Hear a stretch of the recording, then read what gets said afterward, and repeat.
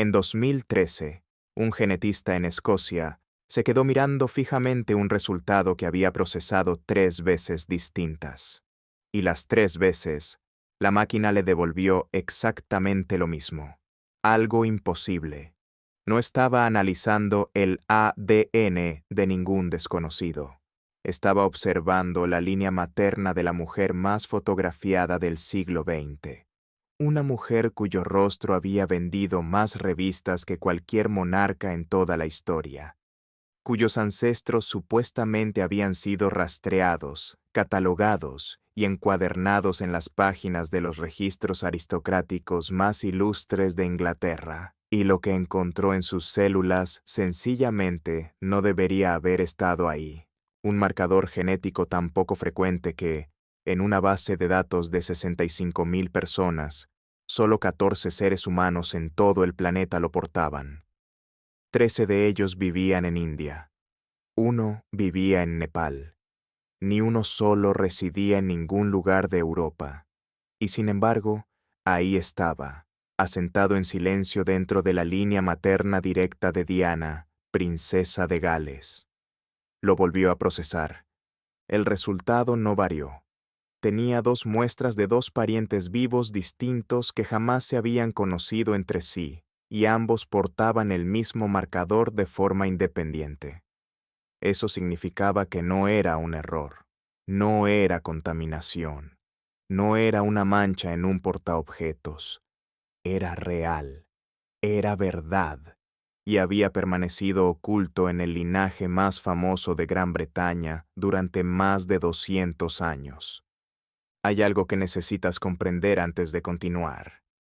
Esta historia tiene 2 mitades, y las 2 van a incomodarte.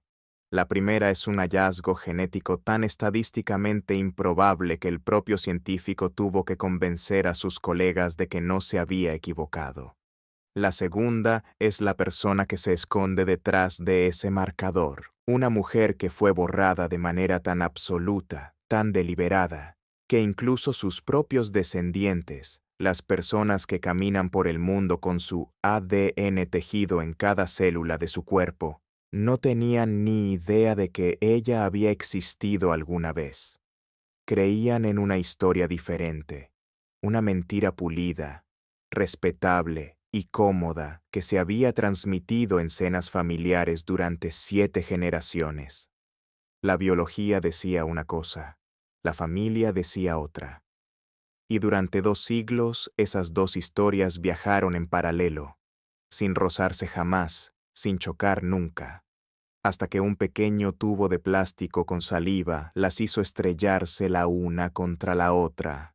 Comencemos entonces donde el mundo creía saberlo todo.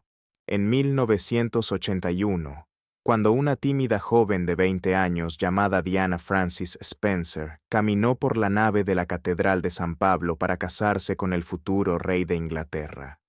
Su ascendencia había sido estudiada hasta la extenuación. Los genealogistas consideraban a los Spencer una familia aristocrática e inglesa casi modélica. Dinero antiguo, tierras antiguas, sangre antigua, rastreable a través de duques y condes, y la clase de apellidos que llenan los índices de los volúmenes de la nobleza. La suposición que todos hacían, la suposición que nadie se tomó siquiera la molestia de cuestionar, era que su linaje era tan puramente inglés como un linaje podría llegar a ser. Siglos de casas de campo, siglos de matrimonios cuidadosamente concertados entre las familias correctas. Siglos de lo que aquella época llamaba con suficiencia buena cuna. Y resulta que esa suposición no era simplemente una pereza intelectual, era el cimiento mismo sobre el que la aristocracia británica se entendía a sí misma, la idea de que esas familias eran genéticamente distintas, de que su sangre era de algún modo más pura, más antigua, más nativa que la de todos los demás. Esa idea era la columna vertebral que sostenía todo el sistema de clases. Así que cuando 2 parientas maternas de Diana, ambas terceras primas de su madre, escupieron en un tubo como parte de un proyecto de genealogía genética, Nadie esperaba que los resultados hicieran otra cosa que confirmar lo que los registros ya decían. Todos aguardaban ver la línea inglesa intacta extendiéndose hacia las verdes colinas del pasado. En cambio, el análisis fue retrocediendo por esa línea generación tras generación, madre tras madre tras madre. Y en algún punto, alrededor de 7 generaciones atrás, se topó con algo que los registros habían borrado discretamente. Presta atención a esto, porque para entender por qué este descubrimiento es tan irrefutable, hay que comprender por qué se eligió a estas parientas en concreto y por qué el tipo de ADN analizado tiene una importancia tan enorme. Ambas mujeres descendían del lado materno de Diana a través de una cadena ininterrumpida de madres e hijas. Y la prueba no examinaba el ADN ordinario, ese que se baraja y mezcla completamente en cada generación, mitad del padre, mitad de la madre, revuelto como un mazo de cartas. Lo que analizaba era el ADN mitocondrial. Y el ADN mitocondrial funciona según reglas completamente distintas. Piénsalo un momento. El ADN mitocondrial se transmite únicamente por la línea femenina, de una madre a todos sus hijos, pero solo las hijas lo pasan a la siguiente generación. No se mezcla, no se fusiona con la aportación del padre, se transmite intacto, prácticamente sin alteraciones, como una carta sellada que pasa de mano en mano a lo largo de los siglos. Una carta que ningún hombre que entrara a la familia podría jamás tocar, modificar o contaminar. Cada esposo que se incorporó a la línea Spencer durante más de 200 años dejó sus huellas por todo el resto del genoma, pero la línea mitocondrial los atravesó sin rozarlos, intacta, sellada, incorruptible, lo que la convierte en lo más parecido que tiene la genética a un registro a prueba de manipulaciones. Es un hilo que puedes seguir hacia atrás en el tiempo, madre a madre, con absoluta certeza de que nadie lo alteró en el camino, y eso es exactamente lo que hace que esto resulte tan demoledor. Porque mientras la familia se afanaba en reescribir los documentos en papel, y lo hacía, como pronto verás, el único registro al que nunca pudieron llegar, el que estaba enterrado dentro del propio cuerpo, siguió diciendo la verdad. El papel decía europeo, la sangre decía algo completamente distinto. El marcador que encontró el genetista pertenece a un grupo de haplogrupos llamado R30b, y R30b, junto con todas sus ramas, es de origen sudasiático. No ocasionalmente sudasiático, no quizás sudasiático, sino total, inequívoca y exclusivamente sudasiático en su origen, sin ninguna explicación alternativa plausible sobre la mesa. No aparece en las poblaciones europeas nativas. No surge disperso por el Mediterráneo ni escondido en algún rincón olvidado del Cáucaso. Proviene del subcontinente indio. Punto final. Así que cuando afloró en la línea materna sellada de una princesa inglesa, solo podía significar una cosa. En algún momento, aproximadamente 7 generaciones antes del nacimiento de Diana, una mujer de ascendencia sudasiática había contraído matrimonio, o más precisamente, había entrado en esa línea materna directa. Una mujer cuya existencia había sido cuidadosa y metódicamente borrada de la historia oficial hasta convertirse en una especie de fantasma dentro de su propio árbol genealógico. Tenía un nombre. Ahora lo conocemos. Eliza Kark. Y durante más de 200 años, ese nombre no apareció en ninguna genealogía Spencer que importara, en ninguno de los prestigiosos registros, en ninguna de las biografías que se apresuraron a celebrar el linaje de Diana cuando se casó con la familia real.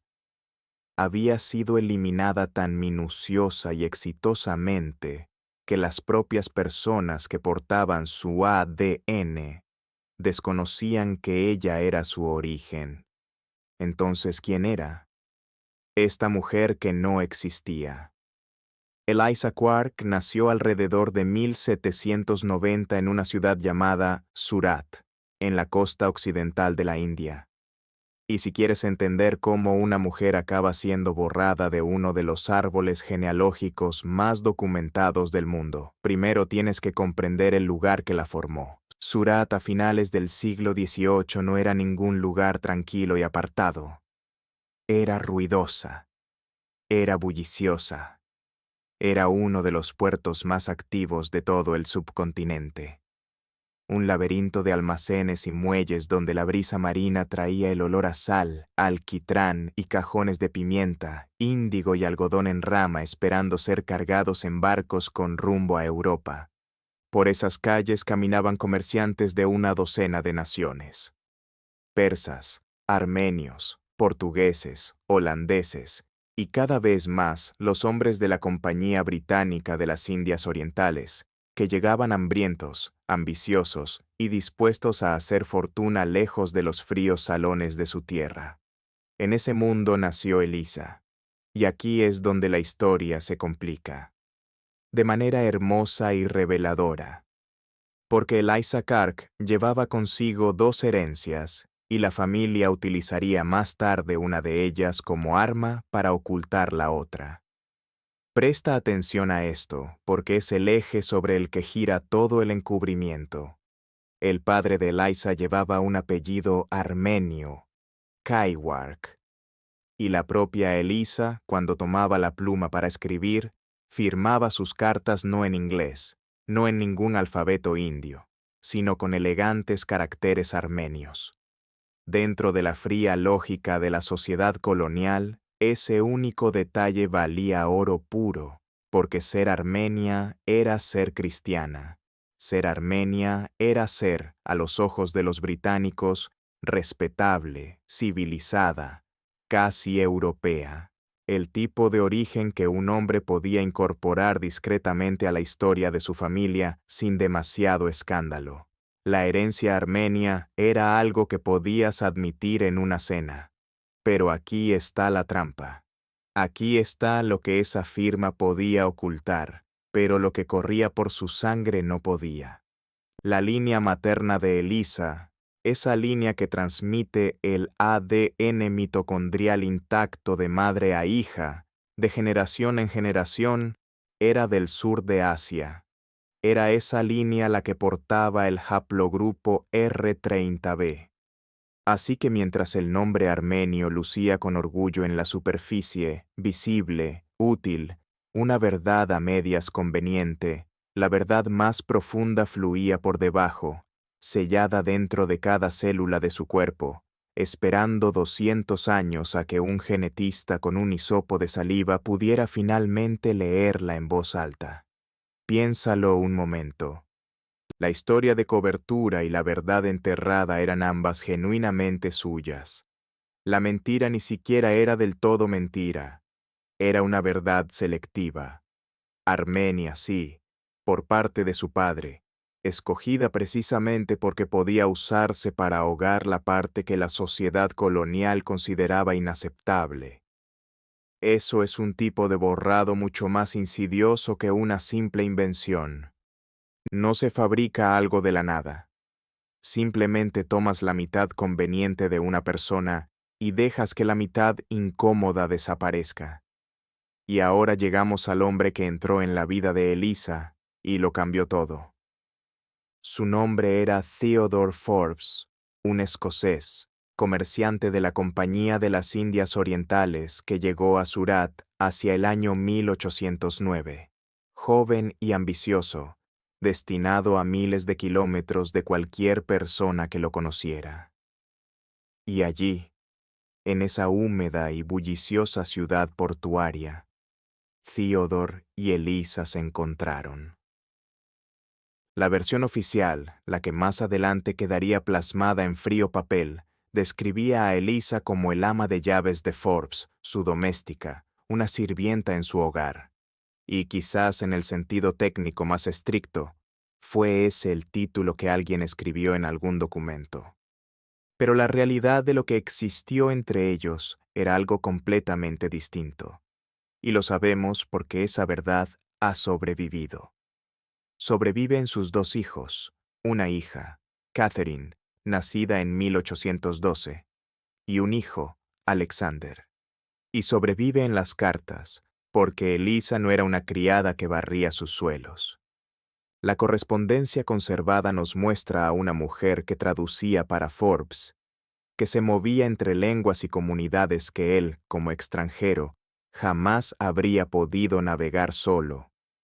Ella facilitaba sus contactos, le ayudaba a hacer negocios en un lugar donde el comercio dependía por completo de la confianza, de saber a quién hablarle y cómo hacerlo. En una ciudad donde el éxito o el fracaso de un hombre de la compañía descansaba en las relaciones, Elisa era en todo sentido significativo su socia.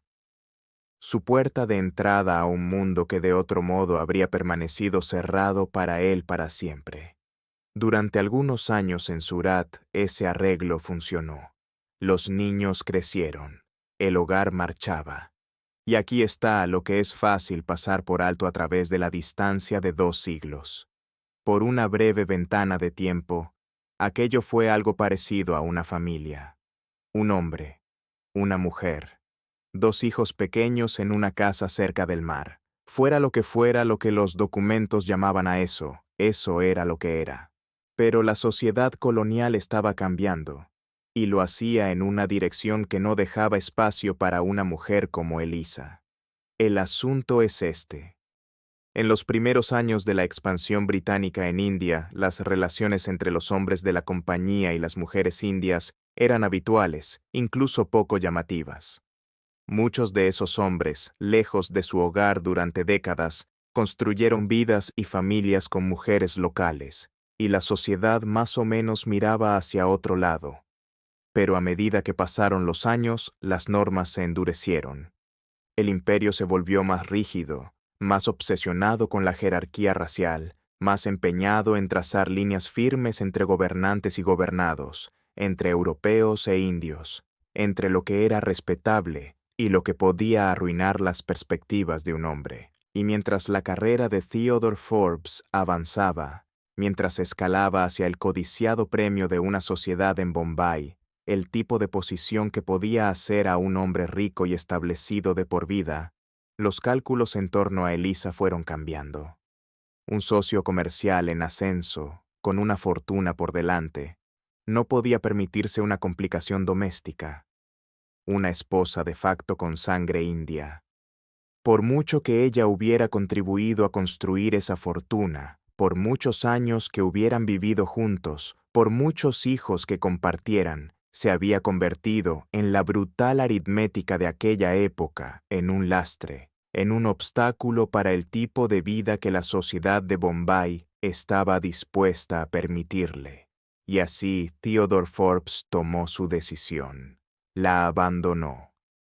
Dejó Surat, dejó a Elisa, dejó a sus hijos atrás en aquella ciudad portuaria y se marchó a construir una nueva vida en Bombay, solo. Una vida respetable, una vida social, la vida de un hombre de la compañía en pleno ascenso. Y aquí viene lo más llamativo. Ni siquiera se lo dijo él mismo. No se sentó frente a ella a darle explicaciones. Mientras se concretaban los arreglos para el futuro de los niños, mientras se tomaban decisiones sobre a dónde irían y qué sería de ellos. Forbes lo gestionó todo desde la distancia, a través de intermediarios, mediante las manos y las cartas de otras personas, como si escribirle directamente a Elisa fuera algo que un hombre en su posición ya no podía permitirse.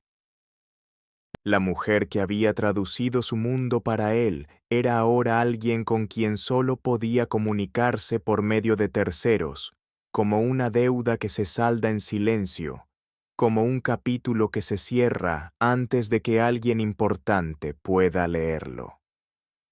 Piensa en eso por un momento. Piensa en lo que habría significado ser Elisa durante aquellos meses. El hombre que había compartido su cama, sus años y sus hijos era de repente un silencio al otro lado de un muro que ella no podía escalar. Seguía en la misma ciudad. Seguía viva, sana, criando a las dos pequeñas personas que habían traído juntos al mundo. Y los mensajes que le llegaban ahora venían de segunda mano, filtrados, oficiales, con el lenguaje de los arreglos en lugar del afecto. Debió de entender muy pronto lo que estaba ocurriendo. Una mujer tan perspicaz, una mujer que había sabido leer a los hombres, los estados de ánimo y la política de un puerto comercial con suficiente agudeza como para resultar útil a un mercader, también supo leer esto. Sabría lo que significaba cuando las cartas dejaron de llegar escritas con su mano. Y aquí es donde la historia deja de ser algo que uno analiza para convertirse en algo que uno siente. Porque después de que Forbes se fuera, después de que pasaran los años y el propio hombre muriera, apareció un paquete de cartas.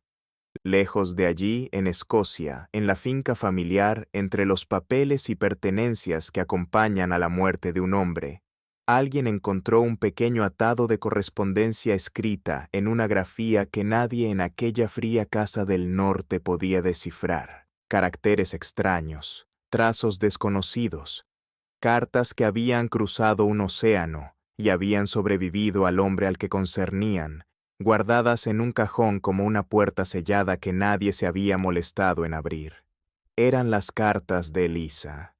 Y cuando, generaciones después, fueron finalmente traducidas, esto es lo que revelaron. Elisa no sabía escribir en inglés, o al menos no lo suficientemente bien para esto. Así que hizo lo que hacía la gente en ese mundo. Buscó un amanuense, un escriba parsi en Surat, alguien que pudiera tomar sus palabras y plasmarlas en papel, y le dictó en el inglés entrecortado y vacilante de una mujer que hablaba un idioma que nunca fue del todo suyo. Y luego, al pie de cada carta, en la única escritura que podía trazar con su propia mano, firmaba su nombre en armenio. Ese detalle, de nuevo, el hilo armenio tejido en el acto más íntimo que le quedaba, la firma de su propio nombre al pie de una súplica por su propia hija. Porque eso es lo que eran estas cartas, súplicas, carta tras carta, con el mismo dolor latiendo bajo las palabras cuidadosamente dictadas. Quería ver a su hija. Catherine iba a serle arrebatada, enviada al otro lado del mar, a Escocia, a un país que Elisa nunca había visto ni vería jamás, para ser criada por personas a las que nunca conocería, en un mundo que ya había decidido que su madre no tenía lugar en él. Y Elisa, sabiendo todo esto, sabiendo que no podía detenerlo, pidió lo único que aún era posible pedir: ver a la niña una vez más, abrazarla antes de que el barco se la llevara, tener una última hora con la hija que había gestado, alimentado y criado en aquella casa junto al agua. Imagina escribir eso. Imagina pronunciar esas palabras ante un desconocido para que las pusiera en un idioma que no era el tuyo, porque la única persona que necesitaba escucharlas había dejado de hacerlo. Imagina estampar tu propio nombre en una solicitud para despedirte de tu propia hija, y luego esperar día tras día una respuesta que ya intuías que nunca sería la que deseabas. Y no lo fue. Cuando Theodore Forbes murió en el mar en 1820, los documentos que liquidaron sus asuntos dejaron la forma definitiva de todo aquello con una frialdad brutal y despiadada. En su testamento, Elisa, la mujer con quien había convivido, la madre de sus hijos, la compañera que había traducido sus negocios y allanado su camino por un país extranjero, Elisa fue nombrada únicamente como su ama de llaves, una sirvienta, una simple línea en un inventario. Y Catherine, su hija, la niña que llevaba en sus células la sangre silenciosa de su madre, fue descrita como su supuesta hija natural. Supuesta, natural. El vocabulario calculado y deshumanizador de una sociedad que tenía palabras para niños como ella palabras diseñadas para mantenerlos a distancia de todo lo que pudieran heredar, de cualquier nombre que pudieran reclamar. Y entonces llegó la separación, exactamente como Elisa había temido. 8 años. Esa era la edad de Catherine cuando la pusieron en un barco. 8 años. Arrancada del único hogar que había conocido, del calor y el ruido y los olores de aquella ciudad portuaria, de la madre que había suplicado carta tras carta solo para verla una vez más, y enviada al otro extremo del mundo, a un país gris lleno de desconocidos que compartían la sangre de su padre, pero nada de la de su madre. Crecería en Escocia. La convertirían en alguien distinto, y nunca volvería a ver a Elisa, ni una sola vez. La despedida que Elisa imploró, no sabemos con certeza si la obtuvo. Lo que sobrevive en esas cartas es la súplica, no la respuesta. Había 2 hijos.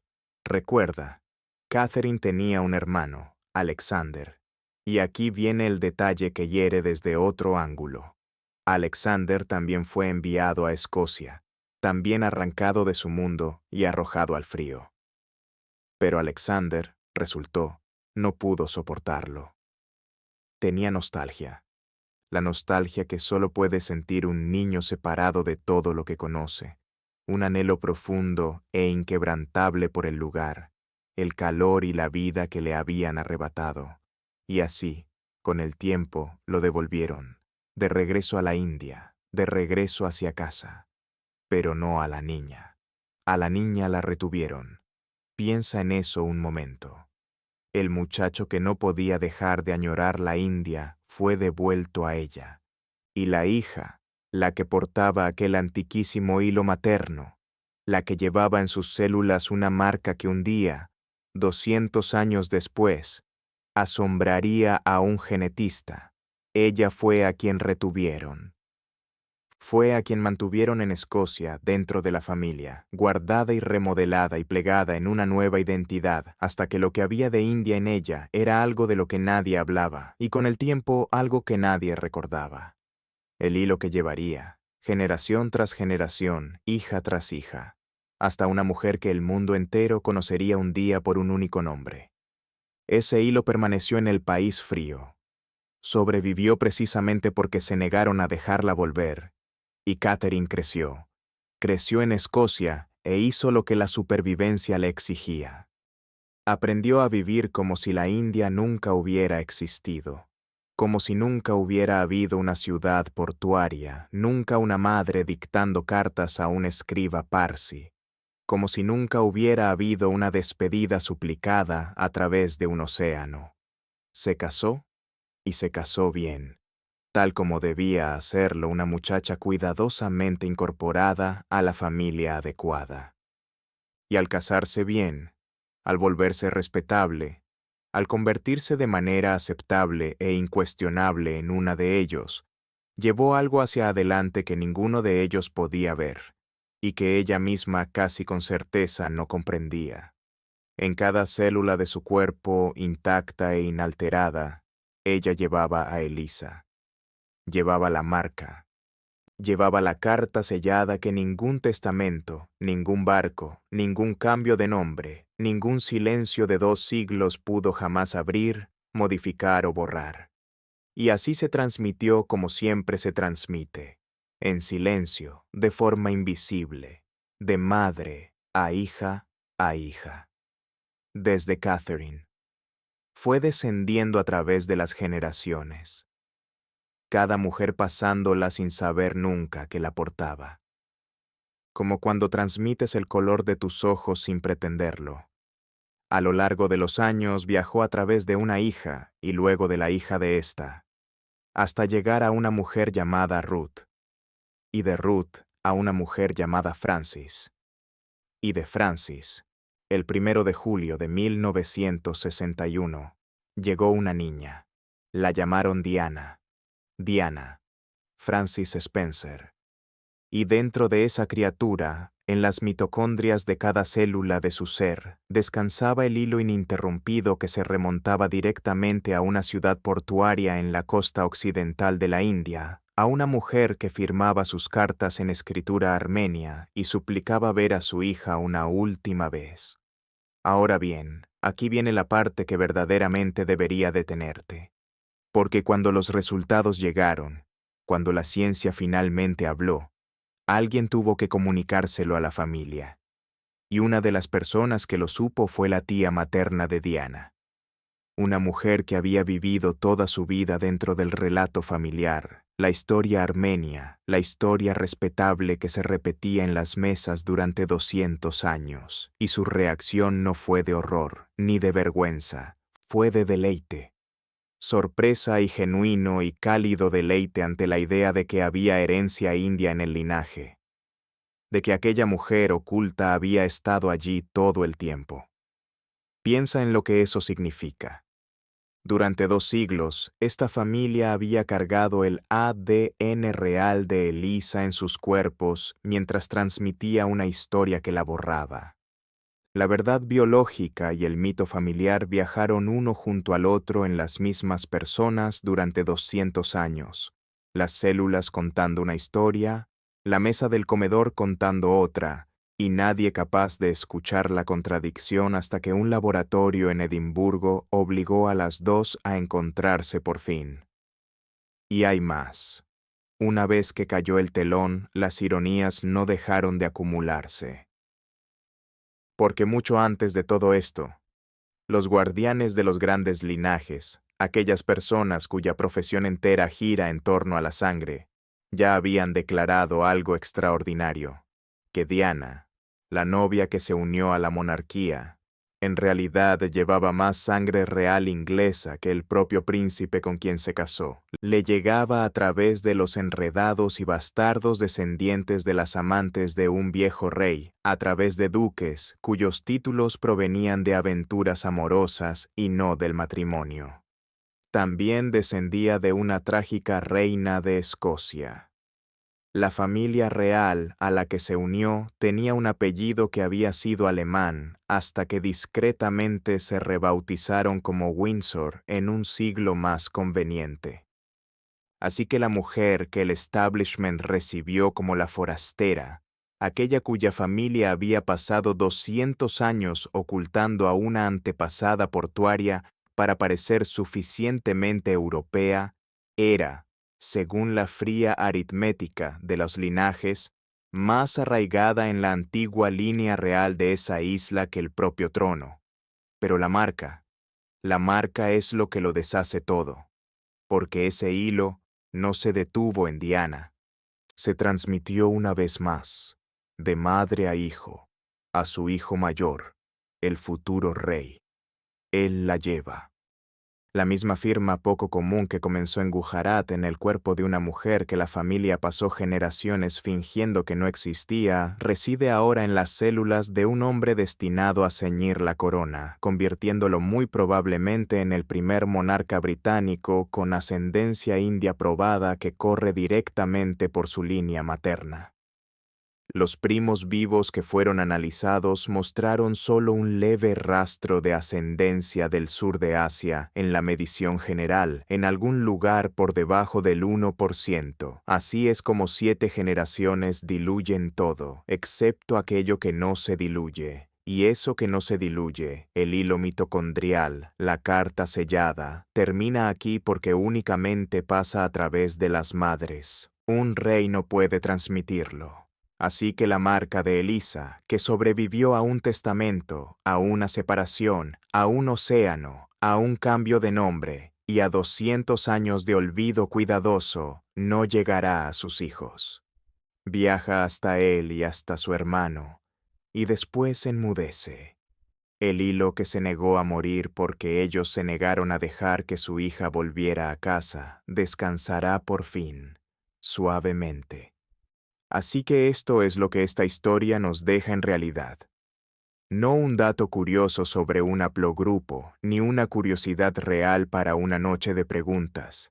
Lo que el ADN dejó al descubierto es toda una arquitectura de vergüenza.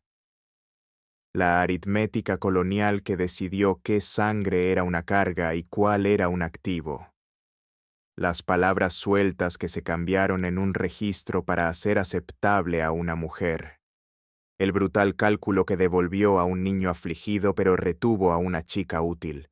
Todo era una mentira tendida sobre un ser humano.